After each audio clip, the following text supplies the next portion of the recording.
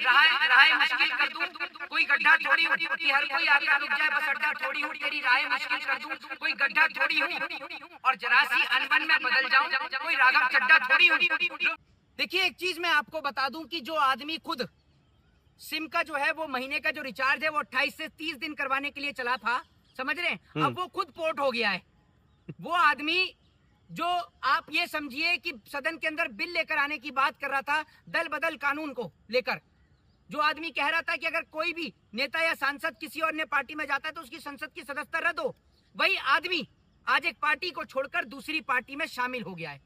और social media पर तो ऐसे ऐसे मीम्स बन रहे हैं राघव चड्ढा पर कि आप और हम सोच भी नहीं सकते। एक गाना जो है वो बहुत राघव चड्ढा की वीडियो लगकर फोटो लगकर बहुत वायरल हो रहा है। वो कौन सा गाना है कि जो एक वो गाना है ना कि हर किसी को अच्छा लग जाऊं, कोई पैसा थोड़ी हूं, वो वाला है, समझ रहे? तो वो वाला गाना लगा के लोग राघव चड्ढा के ऊपर मीम्स बना रहे हैं और कुछ लोग तो ऐसी ऐसी लाइन पढ़ रहे हैं कि हर कोई आकर रुक जाए, कोई बस अड्डा थोड़ी हूं, कि हर कोई आकर रुक जाए, मैं कोई बस अड्डा थोड़ी हूं, तेरी राह मुश्किल कर दूं, कोई गड्ढा थोड़ी हूं, कि हर कोई आकर रुक जाए, बस अड्डा थोड़ी हूं, तेरी राह मुश्किल कर दूं, कोई गड्ढा थोड़ी हूं और जरा सी अनबन में बदल जाऊं, कोई राघव चड्ढा थोड़ी हूं। लोग इस तरीके की बातें और इस तरीके के मेम्स राघव चड्ढा के लिए बना रहे हैं। और बड़ी बात ये कि अब दोनों रीलबाज नेता एक साथ आ गए हैं। पहले रीलबाज नेता नरेंद्र मोदी और दूसरा राघव चड्ढा। राघव चड्ढा कभी भी जनता का मसीहा नहीं था, चाहे अरविंद केजरीवाल की पार्टी में था या नहीं था, लेकिन ये कभी भी जनता का मसीहा नहीं था। ये तो रीलबाज आदमी था, ये तो अपनी पीआर मैनेज करने में लगा हुआ था, ये तो अपनी पीआर टीम को मैनेज करने में लग रहा था। एक बात आप मुझे बताओ, जो आदमी स्विगी के ऊपर रील बनाता है, ब्लिंकिट के ऊपर रील बनाता है, जोमेटो के ऊपर रील बनाता है, सिर्फ रील ही तो बनाता था, ये रीलबाजी तो आदमी था। इसने एक भी काम पर इंप्लीमेंट किया? आप मुझे बताइए, सदन के अंदर कोई बिल लेकर आने की चर्चा करी हो, या सदन के अंदर कहीं पे या फिर कहीं बाहर जंतर मंतर पर, रामलीला मैदान पर कोई धरना या प्रदर्शन किया हो? ये सिर्फ रील बार आदमी था। लेकिन वो तो कह रहा अब मैं परफेक्ट पार्टी में चला गया, एकदम सही पार्टी में गया हूँ, जो देश के लिए बात करता है। हाँ, तो मेरी नकारात्मक राजनीति कर रही। नहीं, मैं आपको बताता हूँ। ये तो एक बात आप मुझे बताइए, आम आदमी पार्टी तो राजनीति ही नहीं कर रही है, क्योंकि आम आदमी पार्टी सत्ता में ही नहीं है। आम आदमी पार्टी तो पंजाब में सत्ता में है। कौन सी नकारात्मक राजनीति आम आदमी पार्टी कर रही है? असल में क्या है, ये वो लोग हैं जो कल तक ये कहा करते थे कि भारतीय जनता पार्टी अनपढ़ों की और गुंडों की पार्टी है, और राघव चड्ढा आज उन्हीं अनपढ़ों और गुंडों की पार्टी के मेंबर हैं। तो ये कहूं कि राघव चड्ढा अनपढ़ हैं, या ये कहूं अनपढ़ तो नहीं है, पढ़े लिखे हैं, तो ये कहूं कि राघव चड्ढा गुंडे हैं? वो राघव चड्ढा जो पहले जनता के मुद्दे उठाता था, अब देखना हिंदू खतरे में है, समझ रहे हैं? हिंदू को मुसलमान से खतरा है, हिंदू मुसलमान के खिलाफ बयानबाजी, अब यही इसका काम रहेगा। और एक बात बता दूं कि जो आम आदमी पार्टी के नेताओं ने जो ये बात कही है कि राघव चड्ढा की जो शादी हुई है वो भी अरविंद केजरीवाल की वजह से ही हुई है। ना अरविंद केजरीवाल इन्हें एमएलए से सांसद बनाते, और ना कभी इस आदमी की शादी हो पाती परिणीति चोपड़ा से। अरे सौरभ भारद्वाज वाला भाषा आप क्यों कह रहे हैं? नहीं तो सौरभ भारद्वाज ने कुछ गलत कहा है? आप मुझे ये बता दो। और दूसरी बात ये, वो हरभजन सिंह जिसको कभी मुंबई इंडियंस ने खरीदा था, फिर कभी सीएसके ने खरीद लिया, अब परमानेंटली उसको भाजपा ने खरीद लिया है। उसके तो बंगले पर भी लिख दिया पंजाब का गद्दार, समझ रहे हैं भाई? उसको तो ये सोचना चाहिए हरभजन सिंह को कि सर पर जो सिख भाइयों का जो पग जो ताज है, इसने तो उसको भी अपमानित करवाने का काम किया है। क्या अपना कोई स्वतंत्रता इस देश में नहीं बचा है? क्यों नहीं है? एक बात आप मुझे बताइए, वो कौम, वो सरदारों की कौम जो पूरे दुनिया में कहीं पर किसी पर कोई भी आपदा आती है तो वो गुरु नानक देव जी को चाहने वाले वो तुरंत वहां पर लंगर की सुविधा लगाते हैं। चाहे फिर वो कहीं पे बाढ़ की प्रॉब्लम हो, चाहे कहीं पे खाने की दिक्कत हो, हर जगह आपको दुनिया के हर कोने में आपको गुरुद्वारे नजर आएंगे, हर जगह हमारे सिख भाइयों की सेवा नजर आएगी। ये हरभजन सिंह भूल गया कि ये वही किसान आंदोलन था जो भाजपा की सरकार के राज में हुआ, जिसमें हमारे कई सौ किसान भाई शहीद हो गए।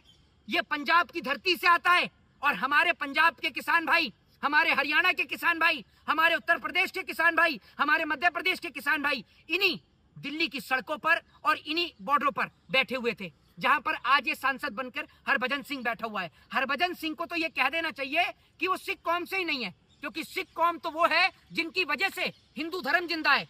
सिख कौम तो वो है जिन्होंने अपना गला कटवा दिया, लेकिन ये गला किसी के आगे झुकाया नहीं। उनका सर झुका है तो सिर्फ गुरु नानक देव जी के चरणों में। और ये वो आदमी है जो पता नहीं किससे डरकर बीजेपी ज्वाइन कर गया।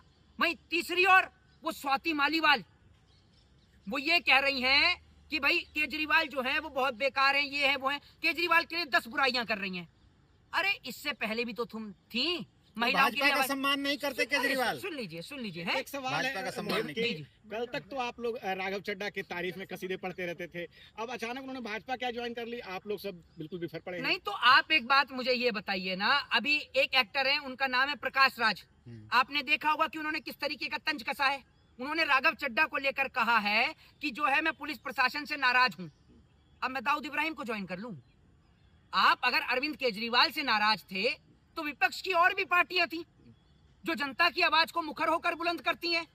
भाई आपने तो उसी दल को ज्वाइन कर लिया जो दल नहीं खुद एक दलदल है, और जिस दलदल में पूरा देश डूबा हुआ है।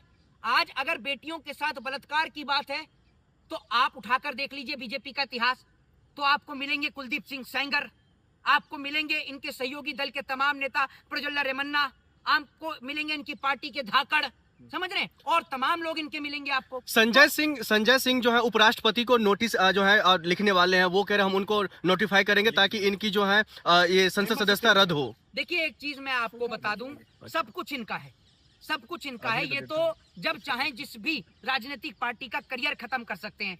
वो एक व्यक्ति जिसको राघव चड्ढा के बाद बनाया गया था, उनकी जगह क्या नाम था उनका, अशोक मित्तल।